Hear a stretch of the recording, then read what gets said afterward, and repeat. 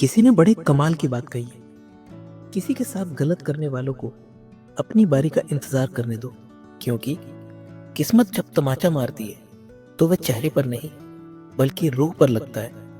आज मैं आपको एक छोटी लेकिन बड़ी सीख देने वाली कहानी सुनाता हूँ। यह कहानी पुराने जमाने के एक कंजूस सेठ जी की है। सेठ जी व्यापार के सिलसिले में अपने नगर से दूर किसी अन्य शहर गए हुए थे।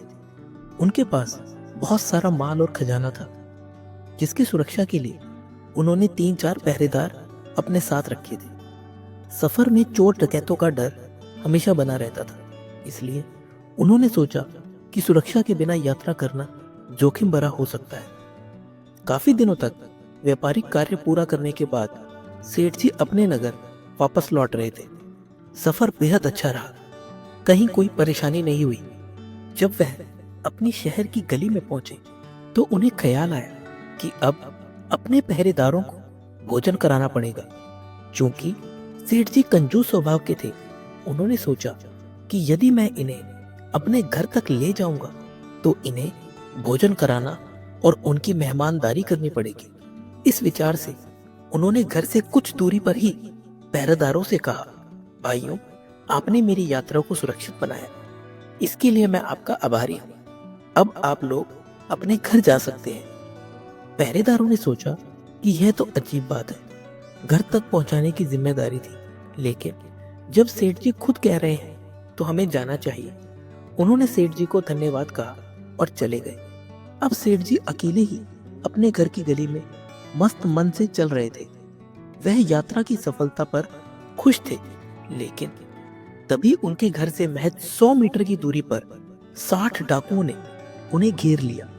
डाकुओं के हाथों में बंदूकें थी और उन्होंने सेठ जी से कहा, जो भी माल और खजाना है सब हमारे हवाले कर दो, इसके बाद हम तुम्हें जाने देंगे। सेठ जी का कलेजा डर के मारे कांप उठा। उन्होंने घबराते हुए अपना बैग खोला और उसमें रखा सारा सामान बाहर निकालने लगे। सेठ जी बहुत डर गए थे, लेकिन उन्होंने कोशिश की कि डाकुओं की आंखें पहचान सके, क्योंकि डाकुओं ने अपने चेहरे कपड़े से ढक रखे थे। तभी उन्होंने 2 लोगों की आंखों को पहचाना। सेठ जी बोले, सोनू तुम, और मोनू तुम भी? यह सुनते ही उन दोनों ने अपने चेहरे से कपड़ा हटाया। उन्होंने कहा, हाँ सेठ जी, आपने सही पहचाना। सेठ जी ने कहा, तुम तो हमारे यहाँ वर्षों तक काम करते थे, अब यह हाल, चोर डकैत बन गए। उन दोनों को शर्म आ गई। उन्होंने सिर झुका लिया और कहा, सेठ जी, मजबूरी में हमें यह रास्ता अपनाना पड़ा। पैसे की कमी थी, इसलिए इस गुनाह की दुनिया में कदम रख दिया। सेठ जी ने उनसे विनती की, अगर मुझसे कोई गलती हुई हो तो माफ करना, लेकिन आज मुझे बचा लो। सोनू और मोनू ने बाकी डाकुओं से कहा, यह हमारे पुराने सेठ जी हैं, इन्होंने हमें काम दिया था, हम इनका नमक खा चुके हैं, इनकी लूट करना ठीक नहीं होगा। बाकी डाकुओं ने इसका विरोध किया।